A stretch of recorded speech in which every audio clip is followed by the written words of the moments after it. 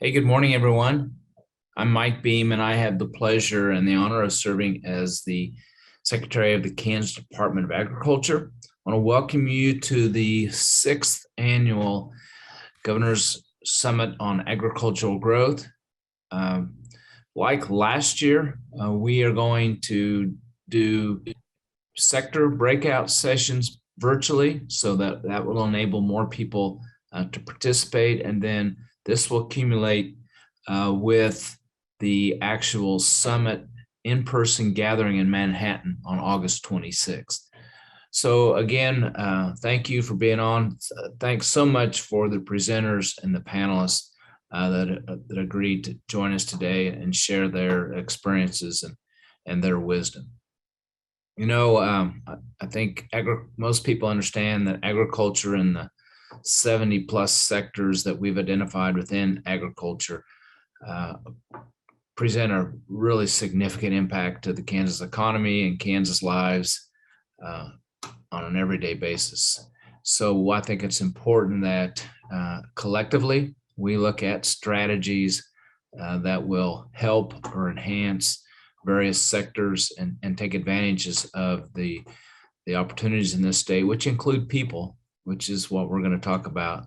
One of the special things that Kansas has is the entrepreneurship that seems to blossom almost daily. So thanks again for participating. Please don't be bashful in providing comments and suggestions on how we can help enhance this growth within agriculture. Dana, I'll turn it back to you. Great. Thank you, Secretary Beam. I'm Dana Ladner with the Kansas Department of Agriculture. I'm with the Ag Marketing Division. We're glad you're here this morning. Ag tech is such a vast industry in our state, and it really is presented and represented in all of our ag sectors. And anywhere from digital to concrete establishments, we've got lots of great ways to focus on production agriculture as well as the technology that goes behind it. And so we're really excited to have you with us today in the Ag Tech Entrepreneurship UAS sector this morning. And Ag Tech companies encompass, numerous agriculture and technology sectors. And a majority of these sectors have economic multipliers of 1.75 to 2, which are amongst the highest of all the sectors of the Kansas economy. Therefore, growth in these sectors can lead to really great, large economic ripple effects throughout the economy. The vision of KDA is to provide an ideal environment for long-term statewide economic growth. Today's session allows us to entertain opportunities and barriers in the ag industry that may hamper or may be really great encouraging for growth in our state. A few housekeeping rules this morning, and during the presentation portion, all participant microphones will be muted, but feel free to put any questions or comments in the chat. Rush Plaska from our office will be monitoring that this morning. If you have a question, again, put it right there in the chat. The button's at the bottom of the screen. Once we get done and towards the end of it, we will have an opportunity for open discussion, and we'll open up microphones at that time. And lastly, this session is going to be recorded. In looking back at last year's sector document and reading through it, and just from experiences that we have in agriculture every day, we know that networks are essential for those in the ag technology, entrepreneurship, and the UAS sector. Collaborative efforts are intertwined in those current high priority outcomes and action items in our sector document. Relationships are really necessary to help identify available programs, create partnerships, and coordinate training opportunities and assist in educating the next generation. This sector session this morning will focus on new businesses and who they go to for input. And with that, I would like to introduce our first set of panelists this morning. And they are Coral Lopez with Main Street Dodge City, Gabe Munoz with the Toolbox, Small Business Resource Center in Kansas City, and Christy Preston with Network Kansas in Selden. So with that, I want to open up our discussion this morning with you, Coral, as Main Street Dodge City is growing, and so is so are all kinds of other main streets across the state of Kansas. When you talk with folks, who do you encourage new businesses to go to for input? So Main Street Dodge City is actually under the umbrella of the Dodge City Ford County Development Corporation. And as we know that new businesses come in, we actually have a small business consultant that houses in our office out of Seward County Community College. So we always have them start with them to get working on their business plan to make sure that they have all their bases covered and they understand before they get into it. So. Great. So you're going to start your conversations with a business plan, which is great. So Gabe, I want to turn it over to you next. They're in Wyandotte County with the Toolbox in the Kansas City greater area. Who do you start with when you talk with folks on developing their network? Yeah, no, thank you. So I would say that it all depends on the type of business and the industry that business is in regards to how we get them connected, who they get plugged into, and how they get plugged in. So, traditionally my background, I grew up 15 years working for a chamber. So I always prefer, starting off at a chamber of commerce. A lot of the chambers, though, sometimes don't provide that technical support. So the SBDCs, the Small Business Development Centers, have been really great to be able to work with. But, for some folks that are maybe in specific industries, there are a lot of different industry associations that also exist, for building maintenance, for construction, for women contractors, to even folks in the restaurant associations as well. And so I definitely recommend individuals look for an industry association to get involved with. You also have the local universities that provide some technical assistance, at Kansas City, Kansas Community College. Here in the metro, we also have UMKC, the University of Missouri, Kansas City. That's been really great at providing a lot of services. One that sometimes gets overlooked is the public library. And here locally, our public libraries have actually now brought on small business advisors, but the library has a lot of access to resources, especially when you're looking for research and data, that a lot of folks sometimes don't realize that you can get into all these databases, get contact information. So if you're trying to build out your network for companies. We have the Women's Business Center. For me, it's all about, where do you feel comfortable? Where can you connect with people that you feel trustworthy? When you connect with an organization, it's about getting involved. That always becomes really important. I know sometimes for chambers, people see that and they're like, well, I don't want to go out there and network. But it does become really important. And I think, easy way to get in sometimes is start volunteering on those committees, or just go and volunteer for an event. And sometimes, especially if you're a person like me who's a little bit shyer, that's an easy way to kind of get a role in there. If you're doing the registration desk, you get to meet everybody that comes through and whatnot. So for me, yeah, I think what I do see traditionally, though, is most small businesses tend to go to their family and friends first, and then they go to Google. And so I would tend to encourage folks to stay away from Google. It's very easy to get lost. That's the whole reason we started the Toolbox, was people got paralysis by analysis. They went on Google, got too much information, got confused, whether they go with IRS, with the state, did they go with Department of Revenue, did they go with Secretary of State, did they go with the county, the city? And so they wanted somebody just to talk to. And that was the whole reason for the Toolbox. So the Toolbox has now become a starting point for almost all small businesses here in Wyandotte County. Well, great. Thank you for that. Had not even thought about the library as a place to go. So that is a great resource with that, and expanding out resources to those in the public. Next, I want to go to Christy Preston with Network Kansas. And Christy, you're based there in Selden, Kansas with it. And you guys have a really great team at Network Kansas. So in addition to what Coral and Gabe have provided us, when your team is talking with folks that are ready to take that next step or even start a new business, who do you refer them to when they want to start their network?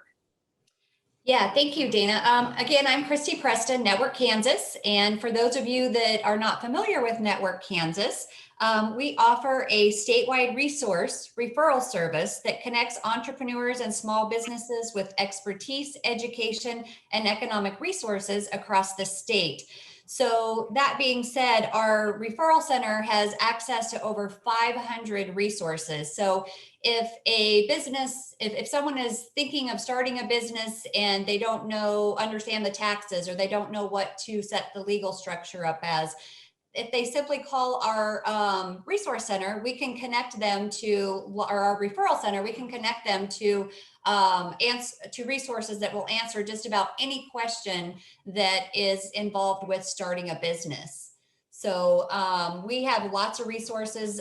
We want them to make sure they do their research, so that the business that they're thinking of starting, is there a need for that in your community or your region? So we want to make sure that they are connected to a resource that can help them or assist them with the research part of it.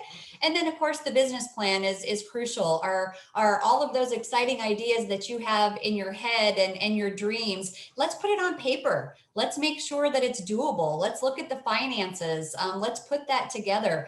Once the resource helps them put that business plan together, then they can go to a bank and they can start talking about the financing side of things. So just kind of connecting them with resources along the way so that they can go through the starting up a business through steps, and they're more prepared and they're ready to go. So we have lots of different resources that we can connect them with. Great. Coral, I want to jump back up to you. You mentioned right away, and Christy mentioned it, Gabe alluded to it, on that business plan. So, how do you encourage folks that may be in a similar business to go out and talk to their peers? And what does that peer-to-peer, interaction look like with it? Are folks willing to open their business, their minds, their expertise, their experience to folks that want to, dabble now in a new business in their area? What does that look like? So I think we have a large number of businesses that are willing to mentor and help others out. I think you also have some that are very closed off and would rather keep it to themselves. Honestly, what I've seen, at least in this community, is they're willing to help each other out. They're willing to share some of the information they already know, and mentor each other along the way. Before they even come to us, a lot of people already have a business plan. They just don't have it in writing. They don't have it laid out.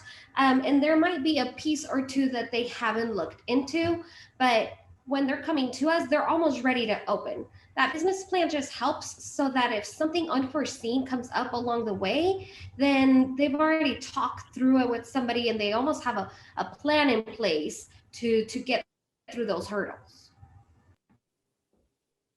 Great. Christy, I want to go to you just to elaborate on that.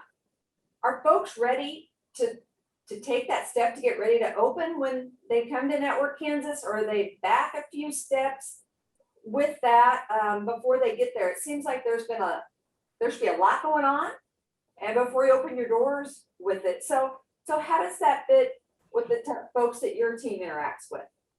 And we see different stages of the business. Some of them are doing starting a business. Some of them are expanding a business. Some of them are purchasing an existing business. We have 66 entrepreneurship communities across the state of Kansas. So the majority of the entrepreneurs or the small business owners come to us through those entrepreneurship communities or through the Economic Development Office. So depending on what the entrepreneur's end goal is, it could be different stages. It could, like I said, any of those, we see all stages of that. Sometimes they're looking for resources to help them build their business. So that's where our education component comes in. We all know that owning a business comes with challenges, and it also comes with rewards. So we work with those entrepreneurship communities across the state of Kansas so that we can help them and develop connections to the resources so that local entrepreneur can get the assistance that they need. Great. Gabe, you're right there in the heart of urban Kansas and Wyandotte County. And when we think agriculture, we don't necessarily think about ag entrepreneurs in the big cities with it. Even though you have just started up the toolboxes, that resource in the Kansas City, Kansas area, can you talk to us a little bit about some of the projects, or maybe some folks that are coming to you? I know we can't tell a lot on it, but that maybe have an ag focus or ag technology, taking that next step to increase productivity and profit, or if they're on the food side. Yeah, so we are actually working with an organization, Catholic Charities, Northeast Kansas. And so they have a program called New Roots for Refugees, which teaches individuals agricultural skills, how to farm. And so they're actually provided land where they're able to plant their crops. And so we've been actually working on the other side, offering business technical assistance services to those entrepreneurs. So most tend to be refugee and immigrants. And because of that, we do run into a lot of language barriers. So one of the things that the toolbox that we do offer is we offer free interpreting services. So if somebody needs to go with, let's say, an SBDC or an EDC, and they need assistance with language, we provide free interpreters for that. To ensure that individuals do get the information in the language that they feel most comfortable in. And so we have these farmers have been starting to grow. They're just now, this is the first year for several of them that we've gotten them out into the farmers markets here locally. I forgot the workshop I read about last week, but yeah, I know somebody had started an online marketplace for Kansas farmers that we're making them aware of, and they're trying to get them other resources as well. So we provide them, if they go through the training program, they then get a stipend to be able to invest into the business. Predominantly, you know, we're purchasing a lot of the upfront marketing expenses. We're creating a logo, a website, banners and flyers and business cards that they're then able to give out. Wow, that's great. Super fun information and great things going on. I want to go to Christy here for this next set of questions. As new entrepreneurs or growing businesses or expanding with it or buying another business, there's always risks and rewards with it. So as folks are weighing those risks and rewards, everybody loves a good story. Do you have a great example of someone that your team has worked with that really just kept going and kept taking those steps, and it's been a great story and they've had a great reward with it? Oh my gosh, you're putting me on the spot. Yeah, we have a lot of great stories. I'm trying to think what would be, yeah, it's just, I mean, there are so many, some great stories. And, you know, a lot of times people have these dreams and this passion, and they want to start this business, and it just seems like there's obstacles and challenges along the way. And it's refreshing for us to be able to connect them to a resource that can help them overcome those obstacles, grow that business, keep their doors open, or start that business. So it's hard to identify just one, because I mean, we do a lot of that. We do it all day long.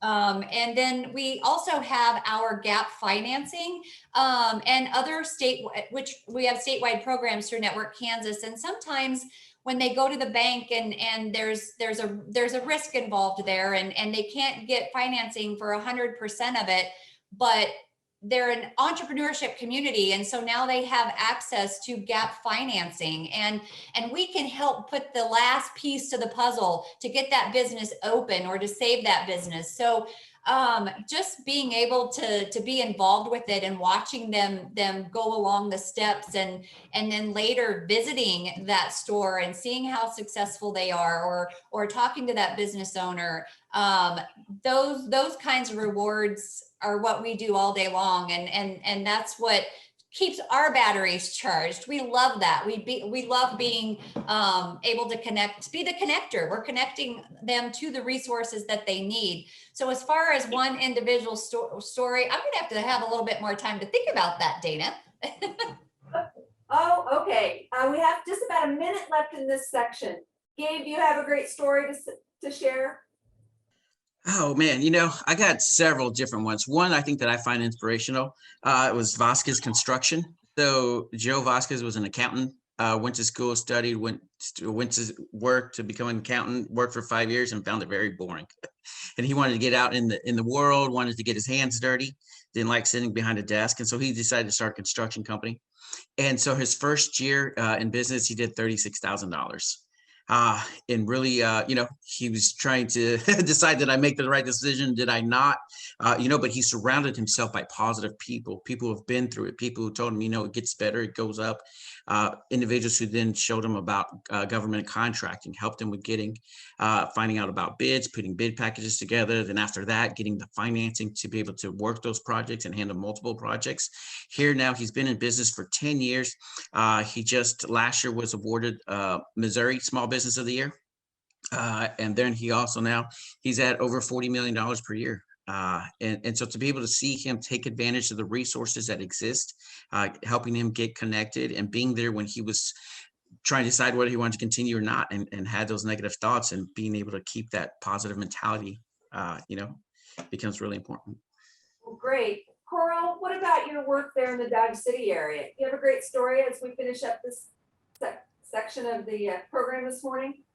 So I actually have to apologize. I have to jump on the phone because it was trying to help a business that's about to open in the downtown area, and they're working through permits, through development services, and that's just a little bit of what I have to do with and deal with. It's connecting both private to public sector, connecting them to other people, whether it's an accountant, giving them information. So I think I didn't quite work with them when they started this, but Boot Hill Distillery is a really good story in our area. They took a building in our downtown that was set to be demolished, and because it was beyond repair what the city could do. It used to be City Hall at one point, and then it was a fire station. So they took that building and they repurposed it, they redid it completely. They're a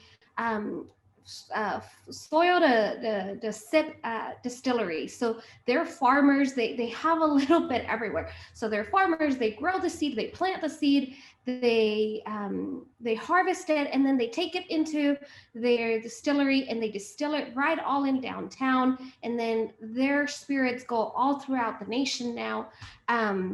They're also open to tourists, and they give historical tours of the area. They're involved with Main Street Dodge City, with the Chamber, economic development. So their story is awesome, and they're always willing to help out. And during COVID, they shifted their production to produce hand sanitizer that helped the entire community in the region. So they're always willing to step up and help out. So yeah, even just talking about it, it's giving me goosebumps. Well, that's great. And that's actually a perfect transition for us to the next part of our morning with a group of panelists that are doing great things, for lack of a better term. And so we're going to start with a panel that includes Joe Argabright, Jeremy Scheffler, Trevor Witt, Melinda Williamson, and Trevor McKeenan. And with great stories are great people. And Joe, I want to start off with you this morning as a small business owner in Northwest Kansas, there in Atwood. Would you tell us about how things got started, how you developed that network for the Grassroots Garden Hub? Sure. Good morning. Excuse me. So we actually had a need to develop two different cohorts of people. First was to attract some small scale producers, and then the second was to help really build that customer base. And so I'm really, really fortunate to come and have the opportunity to buy a local business that was otherwise going to close. And as a small town community member, I was really tired of seeing things come off of Main Street. And I thought maybe it was time that we just go ahead and do something about that. So I was able to purchase the business last year without a real clear idea of where I wanted it to go. I knew I had some different ideas than the past owner. And so I was fortunate to come into this position with about 10 years with K-State Research and Extension. And so that's provided me the opportunity to interact with a variety of formal networks. And so what I see around the rural Northwest is that we all want each other to succeed, because if we don't swim in this pool together, we are all going to drown. And so I've found a couple of opportunities, mostly around non-traditional funding, have been our most successful opportunities to network and build mentorships and really get your word out. I think the biggest thing is being vulnerable enough to tell your story, whether that's to a non-traditional funder who's going to spread that around and say, hey, I hear this is going on. Let me link you up with all of these other resources outside of just the financial piece. The same thing goes in small communities. Word of mouth is incredibly valuable, and just being willing to put it out there, whether it's on social media or on your city websites or reaching out to your economic developments or your chambers. But I think hands down, our biggest successes have come with working with support networks that are across the state, be that K-State Research and Extension, or SARE, the Sustainable Ag Research and Education, as well as getting involved in the Specialty Crop Grower Association, and really just reaching out and saying, here's our story, here's what we're trying to do. Let's get real personal here and talk about that. And people really seem to jump on that bandwagon, both on the producer side and the customer side. But I wanted to throw out just a couple of non-traditional funding opportunities, and thank Network Kansas for being on this role or on this call.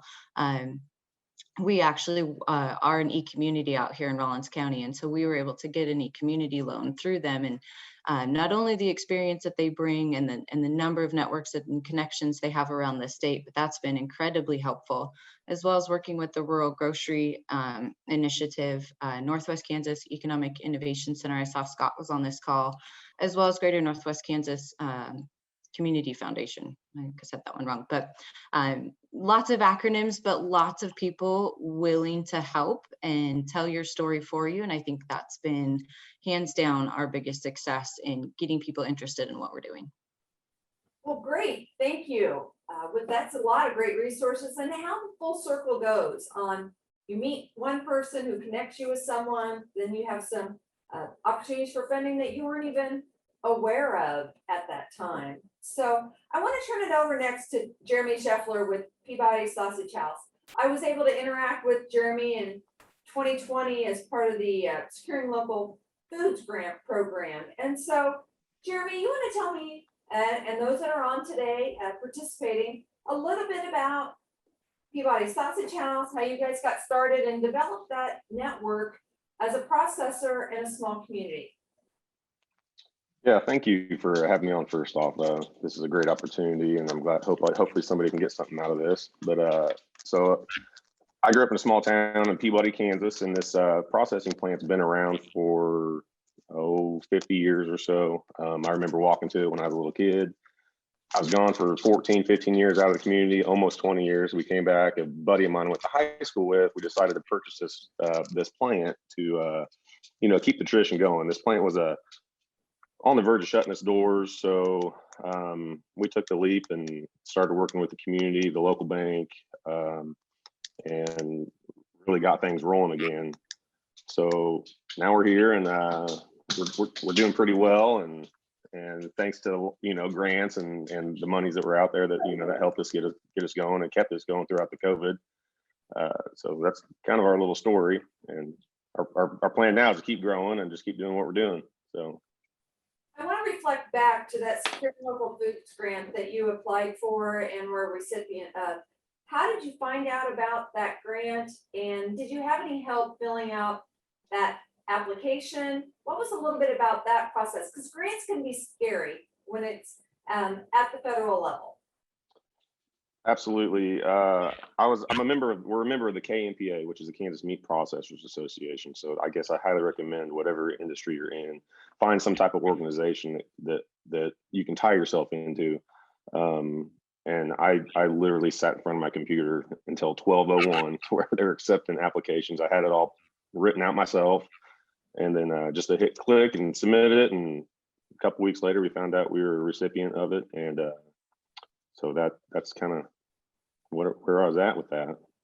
Well, great. That sounds like an opportunity that was there that you were made available through your association. So as Gabe said, those association memberships and being active really paid off for you and for others. I know Joe was a recipient of a grant as well. So those networks get you definitely keyed in to other opportunities with that.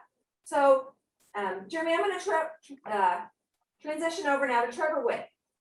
So Trevor, you're in the geospatial UAS part of ag technology with it. You're based there in Abilene. And you've got a lot of experiences as a young person in that community. And one of them is being a city commissioner. How does that work in your world of entrepreneurship and establishing your networks? Yeah, absolutely. So when it comes to my network, I've been fortunate to build it out through my experience at Kansas State University, and then also attending national level conferences. And that's been great for building a network nationally and globally. But my local network could have used some work. And so I've been born and raised here in Abilene, Kansas, and live here now. And I've always had a passion of being able to play a part in the community. And so when the opportunity came up to serve as a city commissioner, I jumped on it, not particularly thinking of building my network out that way. But last year when I decided to start this business, being a city commissioner has really helped my network when it comes to understanding the language of municipalities, city and county particularly, and then also getting connected with all the different services that cities use. So from engineering to public works, and then the tie here to agriculture is every city and county has a noxious weed program. And so then that plays a good role into the agricultural space. And so, yeah, really, I think Gabe had mentioned volunteering as an important part of building out your network in the local space, and serving in local government is maybe a more brutal volunteering role, but it's definitely fulfilling, and it's great to get connected into the community through that way. So you're also a graduate student at Kansas State, and you have networks there. How does that play in, or what have you learned then to connect some of those pieces? Because sometimes folks don't always piece academics with new businesses or wanting to go out or even approach academics. Because sometimes academia is kind of scary, the little ivory tower thing. What kind of advice would you give folks if they wanted to reach out to the university who may have a specialist in their area? Yeah, my personality is maybe kind of unique. I don't really know a stranger, and I don't have that I guess social apprehension to reaching out. I'm always willing to ask anybody a question, and so I would say there's a lot of people that are in the academic world that love to help. It's just kind of finding your way through. I know being in the Department of Entomology right now, we had somebody reach out to our office, and then immediately that day got connected to the subject matter expert that knew how to help that individual. So I think it's always worth sending out an email or giving a phone call to these different departments, and there's a lot of people around that are willing to help. Some people maybe want to stay doing their own thing, but I found that in my time at K-State, there's many people that want to see the work that they do, the research, their training and education go to solve practical problems. And so that's something where, yeah, don't set up roadblocks that don't need to be there. Definitely reach out if you've got questions. Well, that's great information. Thank you. I want to transition over to Melinda. And Melinda, you're with Morning Light Kombucha there in Hoyt. And you're also a From the Land of Kansas member. Would you explain to us maybe a little bit about some of the network opportunities that you've been able to establish with your small business? Sure. So again, I'm Melinda Williamson. I'm the owner of Morning Light Kombucha, and we're located in Hoyt. We work really closely with local farmers in our community to source ingredients. So I think that that's been a really important aspect of our business and helped us really become like unique, and as opposed to some of the other, or in contrast, I guess, to some of the other kombucha companies. And those kind of partnerships have allowed us to have a lot of networking opportunities, including within the land of Kansas. Within that program, we have had some really fun opportunities to send our product out for they do like a dinner. And so I think it was out in, I wasn't able to go, unfortunately. I just had to send product out, but they had a chef that did a lot of preparation with local foods. And then they served our kombucha. So it was like really exciting. That's one of the things. We've utilized our UPC program we launched a canned kombucha line earlier this year. So it was kind of our first time utilizing UPCs, because prior to that, we'd only offered our kombucha on tap, and UPCs, we just weren't needing them. So that's been really, really fun. You can receive discounts for the value-added food lab at K-State. So we utilized that. We just sent more samples over for a relaunch of, we did a reformulation of our kombucha. So we're sending it over to redo the nutrition labels. But Land of Kansas has been a great resource for us. In the beginning, I was trying to remember how I even became connected with them, but from the get-go of starting the business, I was reaching out and just researching, resources for small businesses that were starting up. And so the Small Business Development Center, Network Kansas, was a huge part in the very beginning of kind of getting the business started and finding resources. And through that, I think that's through that networking opportunity, I found Land of Kansas. And so it's just been a really exciting time starting a business now. I feel like there's so many resources out there. And the most important thing is just to really get out and put yourself out there, actively search for opportunities, get in touch with other local businesses that are doing something similar, even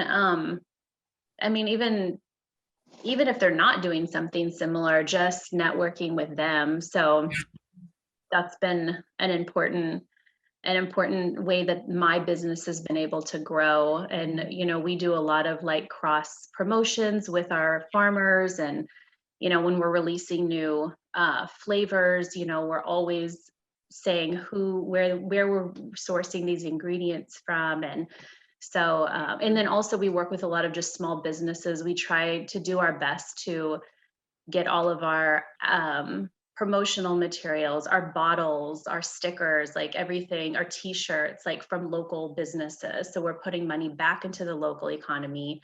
And then again, there's that promotion of each other, like, hey, I got these t-shirts from River Rat in Lawrence, Kansas, and you should follow them. And so, from the very beginning, we've really tried to, stick to those values of being a local company, supporting other local companies. And that has increased our network as well. So yeah, that's. Wow, networks building networks. That just makes my heart happy, as we've talked through from those earlier, where you could go to seek information and guidance with it for your networks, to the folks on this panel now being the mentor. And so that's just a really great full circle with that. So our last panelist this morning is Trevor McKeeman, and he's with Hitchpin. And Hitchpin has a great story as well. And theirs is a lot of go big. And so they work with the Kansas Department of Agriculture and the Kansas Department of Commerce. So Trevor, do you want to let us know how Hitchpin ended up in Manhattan, Kansas? Sure. Yeah. Well, first of all, I appreciate the opportunity, and for me, it's always humbling to be around other entrepreneurs. It's actually one of my favorite things. And if there were one thing I was going to add, sort of to this discussion of networks, it's that the resources that I've found really helpful as we sort of build this tech company are other founders. They have been, they've been through the gauntlet. They understand how challenging this stuff is. And so I would just encourage anybody that's interested in this sort of thing, reach out to other founders. And there's a real sisterhood, brotherhood associated with that, because when you've been through this stuff, there are people that help you out. And then, in many cases, you sort of pay it forward in other areas. So, the story at Hitchpin, I mean, I like your comment, sort of go big. I grew up, close to where Trevor Witt is there. So it's good to see another Abilene guy on the call. I grew up in Talmadge, I think even smaller, 100 people. And actually, when I was thinking about Hitchpin, we were in Boston, and I remember meeting with investors, and they said, this is an amazing idea. Go take it to San Francisco where there's money and talent. And, that as sort of this is my third tech company. And, that just sort of didn't sit well with me. There's a little bit of a chip on the shoulder to show that we can build amazing things in this part of the world. So we intentionally located in Kansas. We picked Manhattan, not because it was familiar, but because it had strategic resources. And when I say Manhattan, really this sort of region. Hitchpin is a marketplace for ag products and services. So we wanted to be really close to our farming base. Obviously the resources out of K-State and just the talent. I've got some members of the team on this call today, and the talent that we can pull from this area is just tremendous. That understand the space and I know there's strategic reasons to be here. And I think part of entrepreneurship in this vein is just having the audacity to do this stuff. And, several of the other panelists mentioned how challenging it is. It really is. I just met with another entrepreneur yesterday, and he said, the biggest challenge is just surviving in the beginning. And if you can survive, and just keep pressing forward, you'll eventually get it. So I'm keenly interested. I mean, when we talk about networks of networks, Hitchpin is a marketplace that is actually trying to network buyers and sellers. So that's actually our business. And, certainly you can leverage the latest technology to do that, but a lot of it is basically the grit of just putting yourself out there, like I think it was mentioned by several of the panelists. Well, great. Putting yourself out there is a huge risk and a huge step with that. So Melinda, I'm going to throw this question out to you right now. So taking that first really big step, sometimes there are failures that lead to success. So what is one big step that you kind of leery about maybe that really was a win-win for your company? Probably the biggest, win-win is probably the launch of our canned kombucha line. And so, because one of our founding values is sustainability. So it was really difficult for me, especially being in a small town. We don't have a lot of glass bottle recycling here. And so we launched our product with just offering refills. So you buy a glass bottle, you go and you fill it up. All of our wholesale accounts have refill stations. So anyhow, but we were missing out on a massive part of other small businesses who didn't have room for a refill, a kegerator in a refill station. So we were just, sorry, I'm cooking. So anyhow, so that was it was a big thing to start to pre-package our product. But we felt like cans were a sustainable option. They were more inclined for recycling than the glass bottles. Like I said, there's not even glass recycling in our community at all, in some of the smaller communities. So anyhow, that was a huge success, and it's just blown up. And we wanted to launch a nationwide shipping, and we haven't even been able to do that because we can't even keep up with our accounts locally. And so that's that's been really a really good thing. Well, great, that's a huge step for you guys. That's exciting to be able to have your product canned. Jeremy, I want to follow up with that same type of question to you. There's a lot going on in the processing world, especially in the last 18 months, give or take. What's one of the greatest successes that you guys have had that may have started with the question of, I don't know if this is going to work? And that's like a question every day I'm still battling. Right now we struggle a lot with keeping up with demand.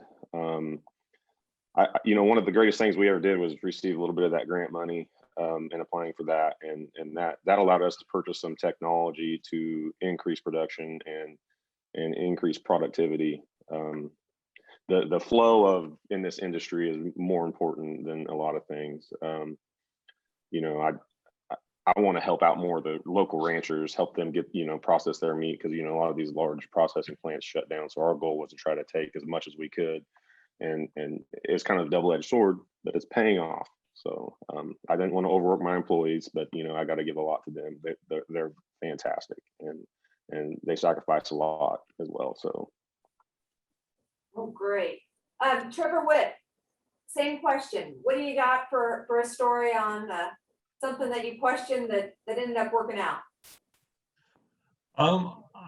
I would say probably gauging it more towards a success and pulling from the network discussion that we were previously talking about. I spent 3 years as a student at K-State there in Salina, and then 4 years working for the research program at the Applied Aviation Research Center. And so when I decided to leave that position and start this business, I wanted to make sure that they were set up well, that we all left on good terms, and everything was good. And that's paid off this year to where they're still just as busy as ever, and they were too busy for some extra work. And so that leads to a phone call asking me if I've got time to help out with a project that they can't work on. And so that's brought in business then for me. So that's what I think that preserving those connections, even if it looks like you're going to make a career transition or you're going to make the jump to start a business, always leaving on good terms and maintaining bridges is super important, because you don't know what sort of opportunities may come up. And it's been pretty nice that I've already had 1 year later that's already paying off. So, yeah. Great. The other Trevor, I want to transition right to you, because you said this is your third startup with Hitchpin. Piggybacking off of Trevor's comments, your thoughts on making sure that as you transition from one to another, how that works. I can definitely piggyback directly off the other Trevor. It's nice to have two Trevors on a call. But, Trevor and I met years ago, and I was doing another startup company. And so the fact that now he's doing drone work, we've had interest on Hitchpin for people to offer drone services. So, this will be something that I follow up with him afterwards. And by the way, Jeremy, we also have the same interest on processors. So maybe there's a chance for us to follow up. And I think that's the cool part of things like this that you're putting together. It's that, how do you connect these folks that are out trying to build things? So, the networks that you established early in your career seemingly always come back. And I would say, I couldn't agree more with what Trevor said is, let's put yourself out there, trying to understand other people's business in a very genuine way, because in many cases, there are elements that can plug in. And even if you're in totally different industries, we run into the same challenges. It's how do we hire the right people? How do we, find our financing? How do we get things marketed? And, those things cross industries, they cross businesses, and, just being sort of perpetually curious and also helpful to others, because that really, I think, comes back to benefit your own business. Well, great.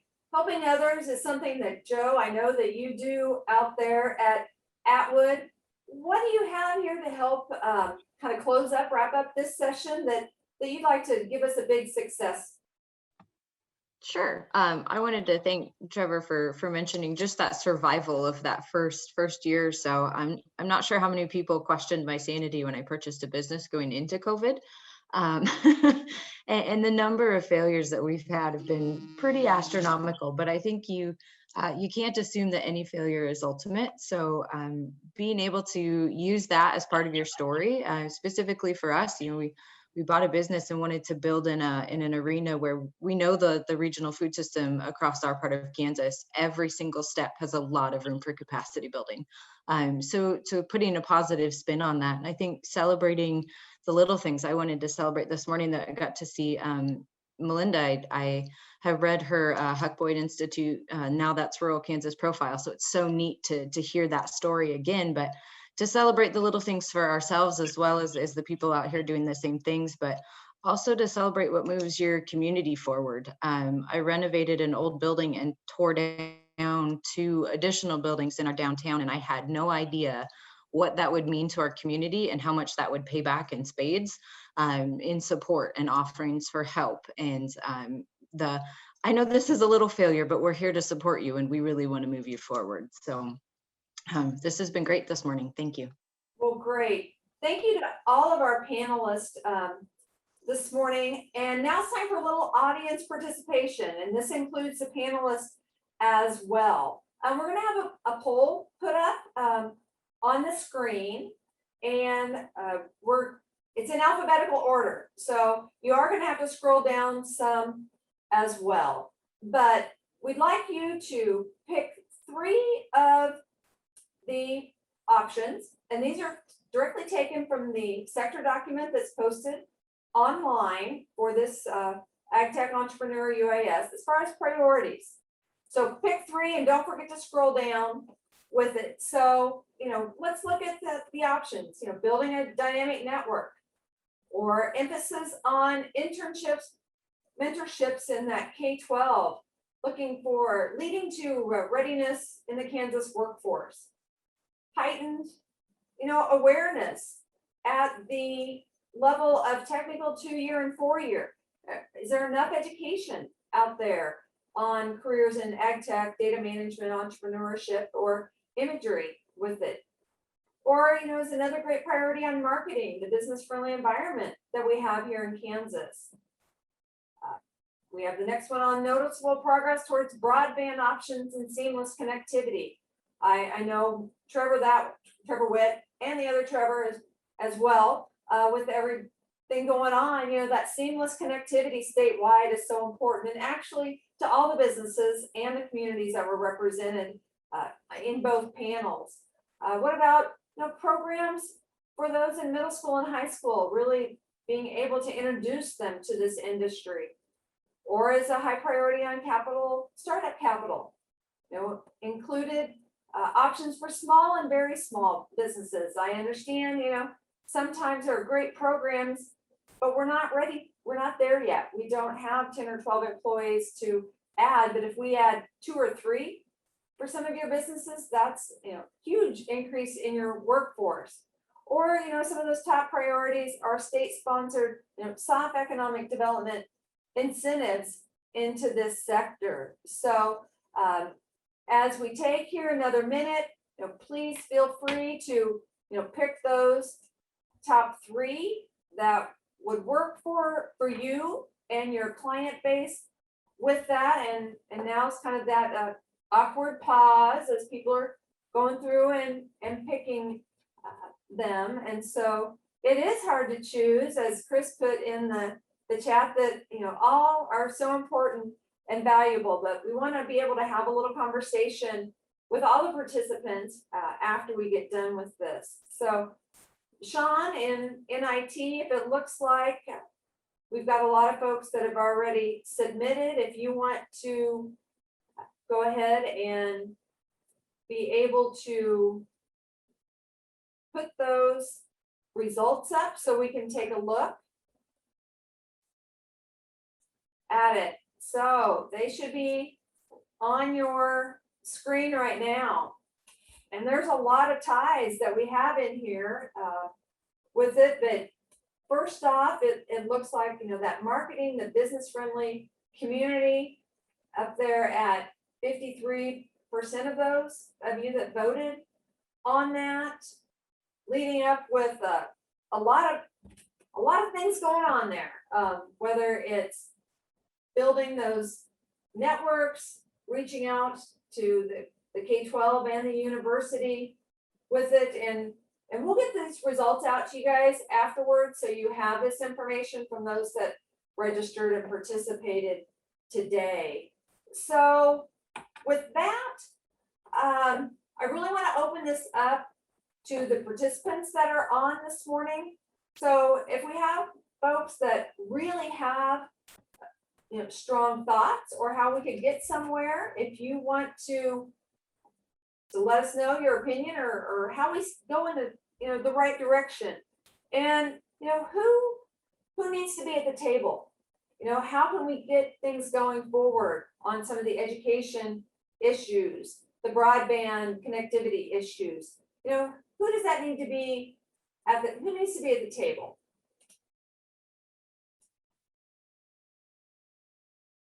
Got participants that have been quiet out there that you're able to open it up now. Thoughts?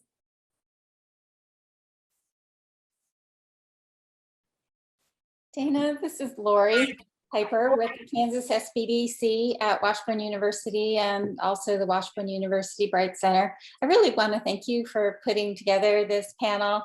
I've enjoyed hearing the stories and always learn something from this type of panel. I want to thank everybody who gave a shout out to us at the Kansas SBDC today. We really appreciate that. Something that I would like to add to the conversation that I don't think that I've heard come up is the importance of staying connected to the resources. So a lot of businesses will reach out to the resources when they're starting up, or maybe occasionally if there's a problem. But staying in touch with the various resources is also important, even when things are going well, because sometimes we can help you with things that you're not thinking about or help people find new opportunities. And I think that that goes for all of the resources that have been included in the discussion today. Well, great. Thank you very much, Lori. I know I have logged into a number of your webinars that are available, so we appreciate that. Any of our panelists, really strong thoughts on some of those priority items that came up and who can partner to get some of those steps going forward? I could jump in real quick, Dana. I just wanted to highlight how much overlap exists between all of the items that you mentioned. Specifically out here in our really rural communities, we are collectively trying to create space to bring our next generation back. And we've learned a lot about that over the last few years. We learned about what it takes to make an attractable, sustainable, and vibrant community. And what it takes is more diversification than we have now. People want they want to be linked up. They know that they need to know that they have options when they come home. So I really appreciate you guys thinking on that ounce of prevention side, not just, well, let's create something when you get back, but really creating those relationships early on and those mentorships, those life skills, as well as promoting what's currently going on. So there's just so much overlap. You can't solve any problem simply. Great. We had a question come in the chat, and I will open this up to our panelists with it. From your experiences, are our Kansas community colleges hitting the mark on job skills trainings for the employees of tomorrow?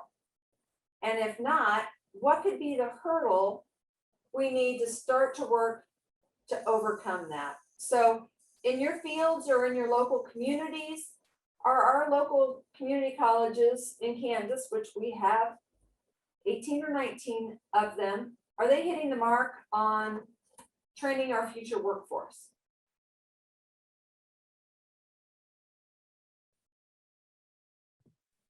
one of the things that I can jump in with that is maybe not a specific deficiency or something that they're excelling at, but the real need for job experience alongside education. That was critical for me and for my peers that I've seen be successful, that alongside their academic work, they are working with some sort of business or practical implementation of what they're learning in the classroom. Being able to do that at the same time while you're still getting an education is important to not only solidify knowledge, but then also to see if that's really what you want to do as a career. So job experience alongside education is very important. I would second that wholeheartedly, and I think a big thing that we see is a lot of the work we're doing has not been done before. I mean, we're assembling new pieces and using new technologies that just has not been done in this space before. So it's not like you can go out there and find somebody that's just off the shelf and has built, an ag marketplace before. And so, I think in general, the idea is we're looking for talent that has that capability to jump in, roll up their sleeves, and really figure things out. So my wife teaches at a university, and I know one of the things she's always sort of instilling in her students is we're in a new world now where things are constantly evolving and constantly changing, and it's not like you can memorize a certain data set and have a great career anymore. It's about how you adapt to the world that is moving very, very quickly. So I think that is a shift that is happening in education, and certainly very welcome for tech companies like ours. Well, great. I want to be respectful of everybody's time, and we were going to wrap this up by 9:30 this morning, just a minute over. But I really wanted to thank everybody for participation today, our panelists, our participants that have joined us this morning. And a recording of this webinar will be posted at the Ag Summit website next week with it. And we are hoping that those that are participating will be able to join us in Manhattan on August 26th for the in-person Agro Summit. And you can register at the summit page as well, which is agriculture.ks.gov/summit. And that's available for registration with that. And before we go, I want to highlight the second year of the Kansas Department of Agriculture's Kansas Ag Heroes, and encourage you to submit nominations for any individual, family, or business in Kansas agriculture that you feel has provided a notable contribution to the ag industry or to your community as a whole over the past year. So the nomination period for that is currently open and will close on August 13th. And the nomination instructions are found on the Summit webpage. So, and the screen is up with that slide. So again, I want to thank everybody for their time this morning. Panelists, thank you for the great information, and hoping that everybody was able to take at least one nugget home with them from this morning, or we have a new relationship and a new network that's been forged from today. So again, thank you, and everybody have a great day.